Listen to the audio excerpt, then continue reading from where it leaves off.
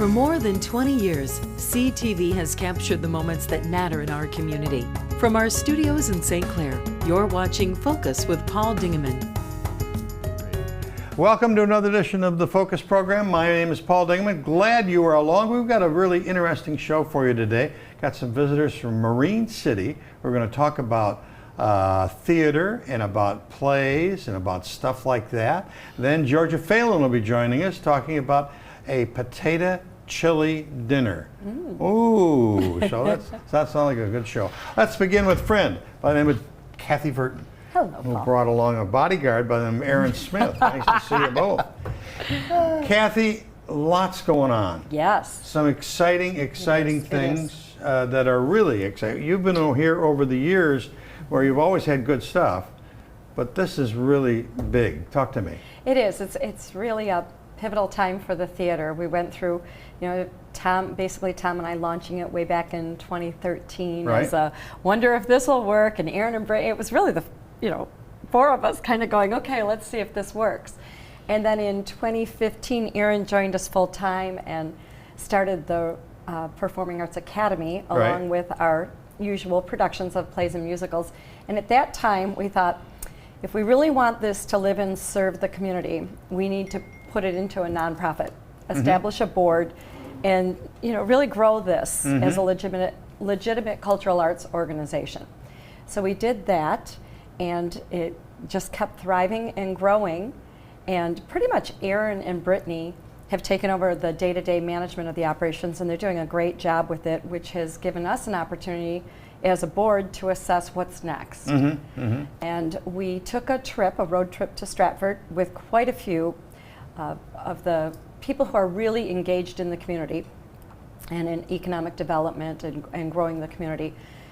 And we all said, yeah, they were like, we see it now.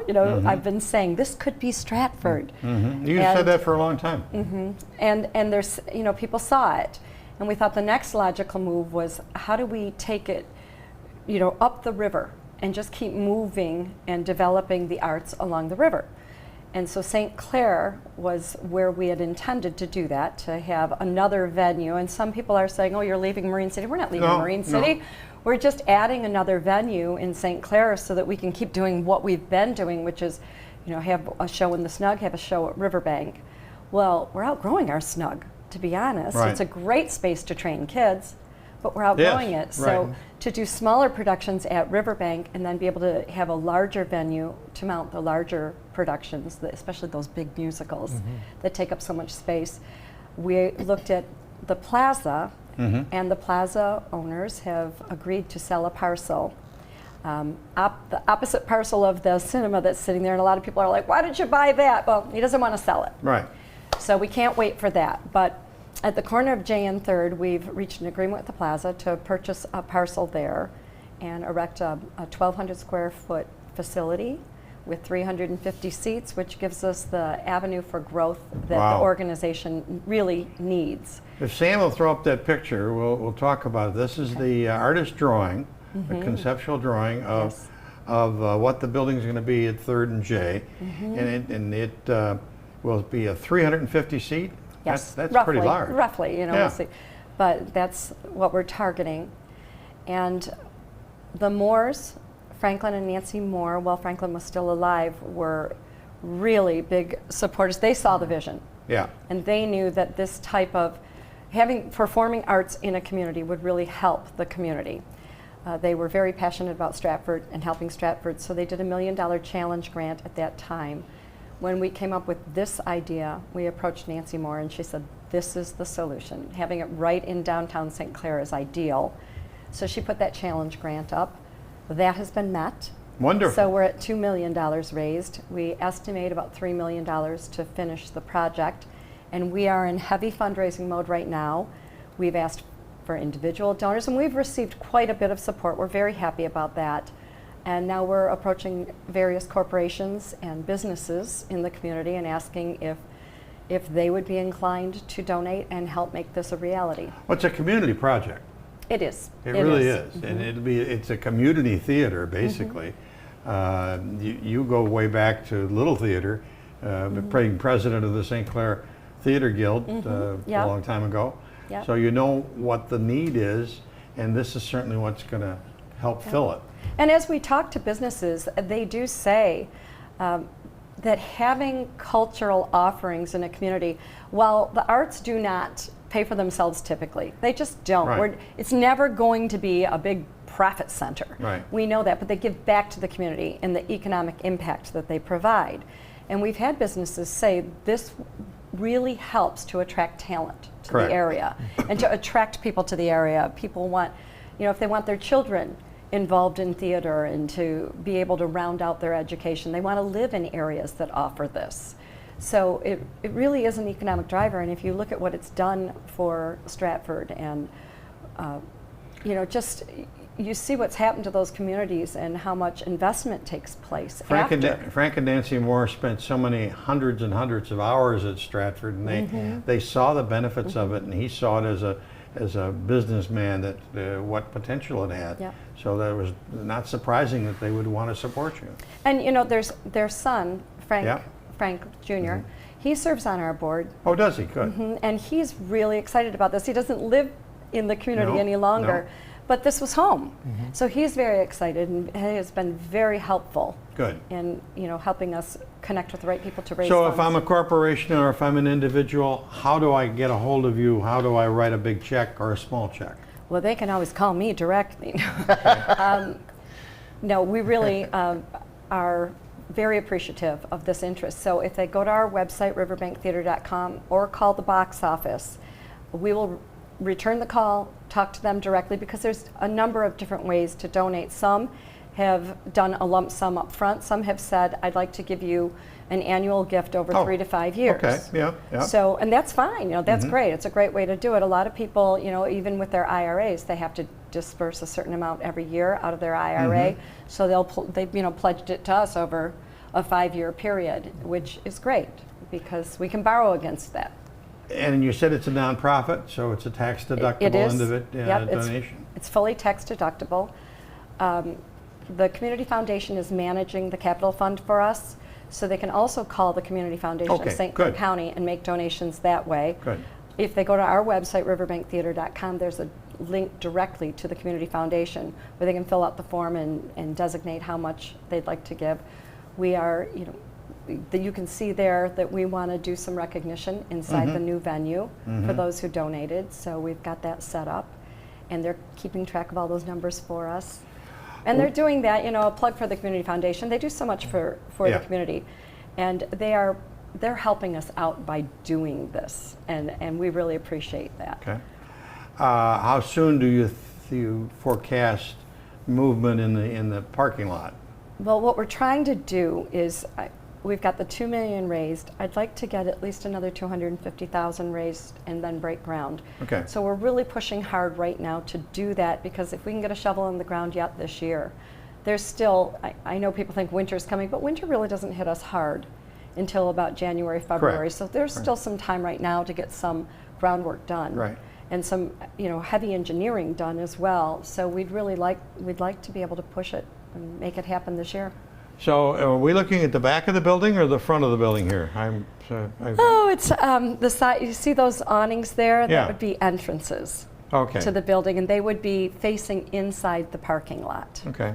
So if that helps. Well, it's going to be, and you've got a high ceiling there, so you Do can you know have what that the is? flats. That's the fly. Yeah? That's the fly, which we miss with Riverbank. We've made do with set pieces rolling on and off the side, but to be able to lift them up into the fly and out And of a circle floor at the Riverbank. we do have a turntable at Riverbank, which is a big deal at the theater. But to have a fly would give us a lot of versatility. Yeah. And Riverbank doesn't become less important. Riverbank has features that this one won't have, Right. like a turntable. Right. So it gives Aaron and Brittany and others that are involved in theater an opportunity to stage things differently in different venues. A couple years ago, you talked about the Michigan Stage Festival. Is that still a concept, or is this part of it? That's part of it. This is a critical piece of it. We always said to do that, We'd have to have multiple venues. Think Stratford. Their one town of Stratford is so much bigger. And Niagara-on-the-Lake. Niagara-on-the-Lake. Those towns are bigger than what Marine City and St. Clair are. Right. So we figure if you combine the effort between these two towns and have multiple venues running, people will run up the river. It happens all the time. We have people who stay at our little inn on Water Street, and if they're staying 2 nights, they all find their way up to St. Clair to do some shopping. So that's just good for the area to want people to run up and down the river. So that's what the concept is if we had something at the Snug, something at Riverbank, and something at the yet-to-be-named venue in St. Clair. The area is growing. The Magna plant is here. There's other plants that are growing and expanding. The same thing is happening at DTE, has done some great things. Yes. So I know there's some new apartment complexes in the St. Clair Township and City of St. Clair. They're both full. Yes. There's no room. They need to build more. So that's a wonderful problem to have. Yep, So the area is growing. And when you get, layer in the St. Clair Inn, when that gets open, people, they want to do things when they come. They don't just want to stay at a hotel. They want to do things. All righty, let's find out from Aaron. And there are things going on. The new managing director. He's been doing it for a while. I don't know about new, but He's been doing it for a while. a few years. Title's new, but No, not really. not really? But sure, I'll take it. Okay. Hello, Aaron. Nice Hi, to see Paul. you. Nice to see you again. What's happening at the Riverbank and Snug, We sir? have a lot happening. And Tell me. To dispel any rumors, we are open. Okay. And, you can come see a show, and it's great. Okay. I'm trying to think what our date and timeline is here, but we are bringing back, now comes the fun part, Life Begins at 50. So it's coming back on select dates from October 22nd through November 9th, I believe. Sam's going to throw that picture I up. think we have a graphic here. Yeah. And There it's it been is. such a hit, we extended the original run and moved it from Riverbank to the Snug. We're bringing it back to the Snug. It's just a wonderful, hilarious take on life after the age of 50. Or if you're like me, I'm not quite to that age yet. I've seen people that have kind of started maneuvering through that phase of life, so it's still enjoyable. Every age will love it. It's a wonderful this is show. a musical? It is a musical. Okay. It is a musical. Cast of 4, I think. Cast of 4. We're bringing back the same 4 cast members. They're hilarious. They're hilarious. They work so well together, and they're all good friends in real life, and so that translates to the stage too. And then there's a fella coming on Yes. after this performance, or no, before this. Kind during of this during per- it, during this yeah. Mr. Mixter. Yeah, Rick And, Mixter is coming. Sam will throw the next one up. On Sunday, October 24th at 3 o'clock, There and you it's a one-day only lecture series called Bottled Goodbyes, and he's going to talk all about shipwrecks and things that have happened on the Great Lakes. And to plug our Christmas show, he actually has included a section that talks about the Christmas tree ships that sailed the Great Lakes and some of the stories that pertain to those. So our Christmas show, to segue to the Christmas show, is called The Christmas Schooner.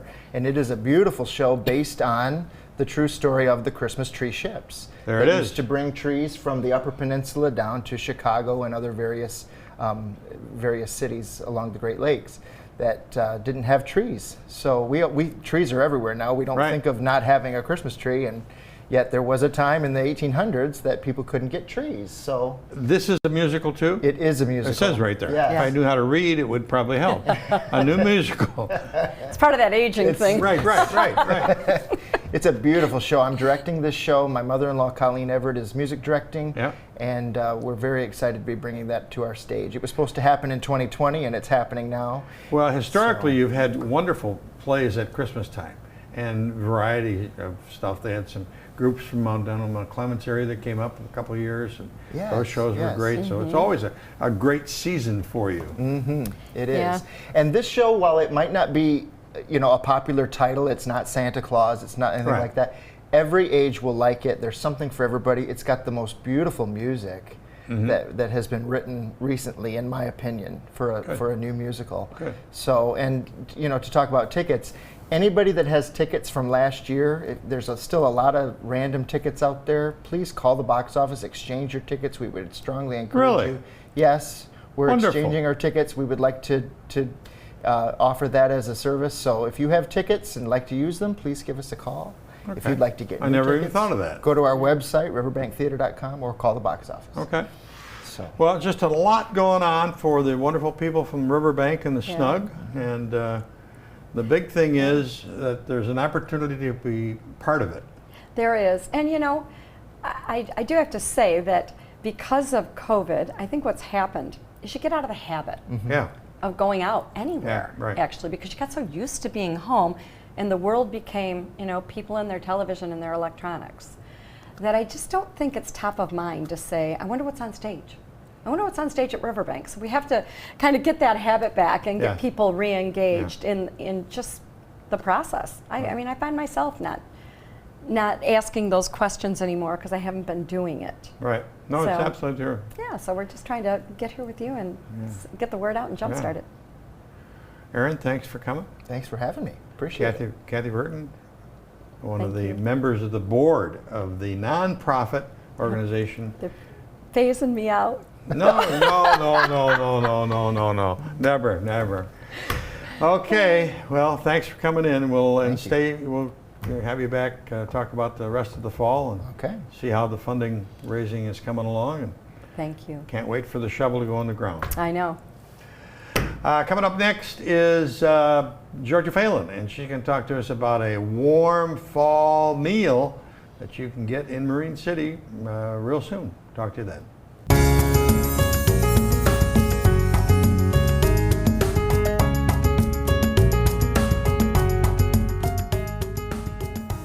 One of the active people in the city of Marine City is Georgia Phelan. She joins us now again. Welcome back to the Focus Show. Thank you. Today you were wearing a hat from St. John United Christ.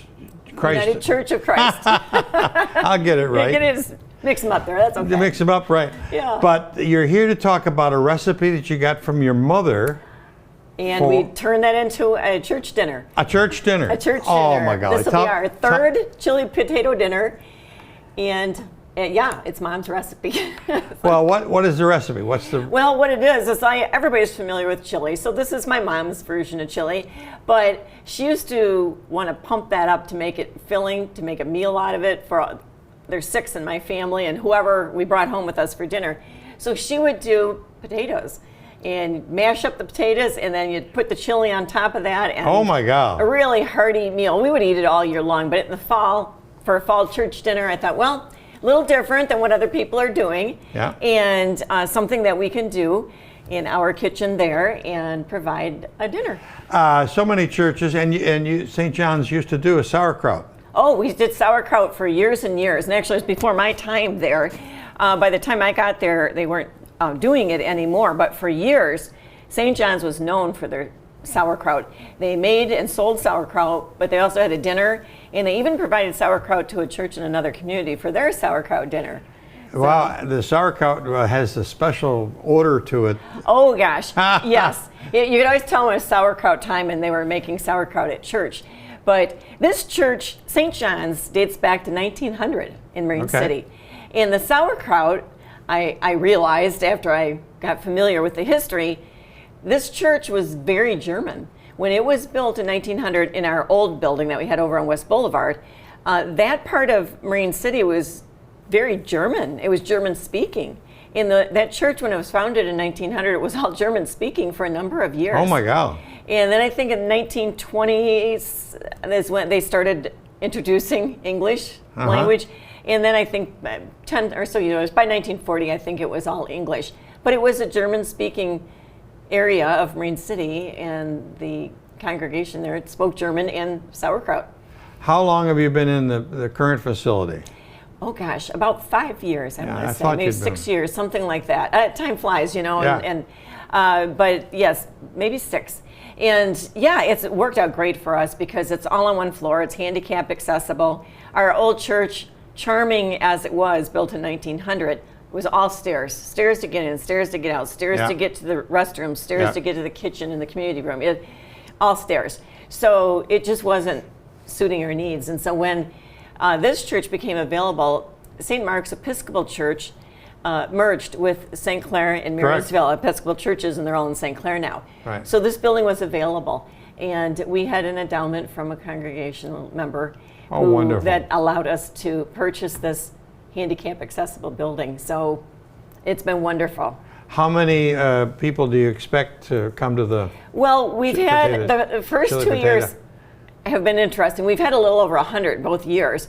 Our 2 years ago, our first year was almost all eat-in. Maybe we did a half dozen takeouts. Last year, It was all takeout. All takeout. Right. So this year we're like, we don't know. We're going to be as prepared as we can for it to go either way, and some of both probably. So again, we're hoping to do over 100 again, and maybe more, now that we've been around for a couple of years. The takeout thing is amazing. I mean, the local McDonald's here in St. Clair was being remodeled, and now their doors are open on the inside, but nobody's going in. Because they're also used to takeout. I think if people have gotten a habit of doing the takeout for a lot of things, and I think the fast food in particular, because they are pretty quick about that. Yeah. So you can get through there and take it on home or wherever you're going with you. So what will the money be used for? Well, a couple of things. We have our revenues are down from last year and this year, so some of it's going to go into our general fund just to help with our upkeep. But part of it always goes to other things. We do scholarships are one of the things that we do. We've got a couple of ministries that we do. This money will probably go towards those scholarships. Wonderful. Yeah, so it's nice to be able to do that. We weren't able to do quite as much this past spring, and so we're hoping to get back on track to more for next year. But it all depends on how things go. Our members have been really generous through this time when we were closed for a while, and they were still good about making their donations to church, and that, so it's been great. But the dinner, and it's not just all about the money, because we're pretty inexpensive for our meals. So that's something, if somebody wants to come out or get takeout pretty inexpensively, we start at $4 for a cup of chili and a roll. Oh my God. And then our little dinners are... Can't get anything for $4 anymore. And then it's 5, 6, and 7. Next year, I wouldn't be surprised if it goes up because ingredients have all gone up quite a bit in the last year. We'll see how it goes over the next year. But from $4 to $7 are our meals. And you get a homemade cookie with your dinners and stuff, and so it's, the chili and potatoes, a roll, or cornbread. We make cornbread Saturday morning. You're making me hungry. And I know the cornbread is a big seller. We used to get more rolls, and we've cut back on the rolls because most people opt for that cornbread. And then again, with the dinners, you get dessert, which is a homemade cookie. We've forgotten one thing. Big. The date. The date is Saturday, October 23rd, from 5 to 7 p.m. St. John's is at 527 North William, and that is at the north end of William Street, and it's still in the downtown area, but it's up at the north end of William Street. And again, it's what used to be the Episcopal Church that people knew for many decades as the Episcopal Church. It was funny when we bought this church. I think we determined it was built around 1960 or something like that. We were like, oh, it's kind of new, right. compared to our 120-year-old one. Right. Yeah. Right. So the menu again is, go ahead. It is mashed potatoes with homemade chili, and everybody gets a roll or a cornbread and a homemade cookie. I think they're chocolate chip cookies at one of our lays. Actually, our Carolyn Hosford, who is our Serve Safe certified member through the health department, because our kitchen is certified through the health department, and we've got our Safe Serve Safe, I can't remember which way that goes, person, that's Carolyn, and she always makes the cookies to give out. So it's a good hearty meal, low cost option for people to come out and come check out St. John's and whatever. We'll have, like we were talking about, we have takeout and we have eat-in. So we're going to have the tables. We're not going to crowd people in there or anything. Good. Masks are optional. If people are more comfortable with that, by all means. Saturday, October 23rd. For takeout, do I call ahead? There are numbers in the flyer that you had here that maybe you can put up again. Has the 2 phone numbers on there. Okay. And so either one of those, we'll have 2 people manning the phones. We've got it set up, kind of rearranged it a little bit this year. We always use the door by our parking lot. We come and go and come and go. For the dinner this year, we're going to use that as the exit. We actually have a front door that we hardly ever use. It's just around the corner. So we're going to have everybody come in the front door, and then come in to place their order, and come on in, and then exit out the back door into the parking lot. But for people who are doing takeout, they will use the parking lot door to come in and out and pick up too. So that kind of keeps traffic. Everybody's not going through the same doorways to get in and out. It's the 23rd of October already, Yep. coming up on Saturday the 23rd. And what's the hours? 5 to 7 p.m. 5 to 7 p.m. Yep.